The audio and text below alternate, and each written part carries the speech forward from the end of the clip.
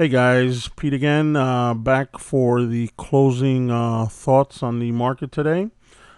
Pete from PetesToCents.com, February 8th, 2010. It's around 6:30 already. I just got caught up with a bunch of other stuff, so the market's been closed for a few hours. But I got the S&P 500 chart here, a 3-month chart up here. And it's the same chart that I had with the same trend lines and so forth from the other day. What I want to show you is today, obviously, we closed down over 103 points, so we're still pressuring down. The market is still selling off. But optimistic, if I had to look for something optimistic here. Now remember, Dow Jones, we closed 100 points down. We only closed down on the S&P 10 points, but the S&P, we look at significant numbers here when we do fall. So, I mean, this is what most professionals follow, including myself. So, with that said, you'll see here that we have our support line of 1050, which we bounced off on Friday. And then we have another support line on 1020 that goes back further back. I think if you pull up a year chart, you'll be able to see it there, the support area. And obviously, then we got here the 200-day at 1020, 1025, and that's where I'm looking at the support in this area. With that said, today we closed out at 1056, where you see here, okay? And we did not thrust down to 1050. So if I have to be optimistic, that's a good sign, and that's why I drew this trend line. Even though this trend line is, I'm just drawing it for a visual. It's not really a trend line, but bottom line, we didn't close at the low of 1050 or at 1050, okay, or lower. So that's a good thing. We need to see if the bulls come back tomorrow stronger.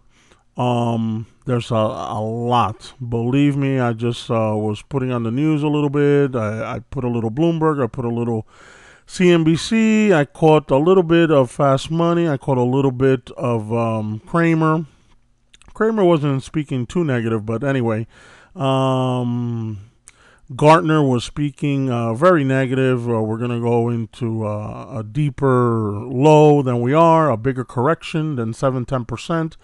So it's a little concerning, of course, and like I told you guys this morning, you gotta, be prepared for all this. So make sure you have your stop orders and so forth. I'm still optimistic, I sold mostly everything on Friday when we bounced. I do have some positions open. And you just ladder up and down, you know what I mean? As I tell everybody, the market's not going to go to zero. If the market goes to zero, we're in deep, deep trouble, deeper than we can ever fathom, okay? So, if we go down to 10, I'll ride the market 1020, 1025, even a little bit, 1015, I'll even ride the market, no problem.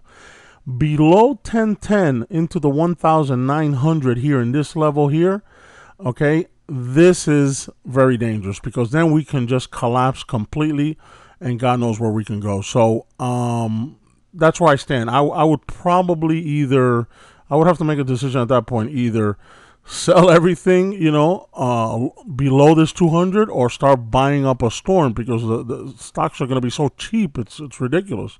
And I'm very optimistic. And if I see stocks that cheap, I'm going to have to buy them because they are going to go up one day. So, I'll just buy the strongest fundamental stocks and the highest dividend stocks as I do now. But the better news would be my money would go farther because the stocks are so cheap. So keep that in mind, okay, guys? That's where we stand. That's where we stand. I think it's a more wait and see type of game right now. Let's see what happens. Let's cross our fingers. Let's look at this point here. And if we do thrust down to 1020, then hey, it is what it is. We cannot go lower than this 200-day. That's a danger zone right there. Okay, guys? Pete from PetesToCents.com. Talk to you guys in the morning. I may have another stock that I was talking about. Okay, guys? Thanks very much. Bye.